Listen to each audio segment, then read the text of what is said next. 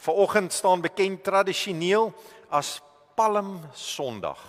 Die Sondag waarop Jesus ingekom het in Jerusalem. Hy het al vorige kere daar ingekom, maar hierdie Sondag was die inleiding van die laaste week.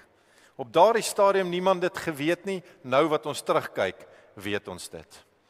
Die intog van Jesus, so ek vra jou om vir 'n oomblik net jou gedagtes so 'n bietjie terug te draai na hoe dit was daar in Jerusalem. Jerusalem besig, stowwerig, klomp mense daar rondom mekaar, want al die Jode van elke plekkie waar hulle ook al gebly het, so ver as Ethiopië, het opgetrek, want hierdie tyd van die jaar is die belangrikste fees wat hulle gevier het, genaamd Paasfees.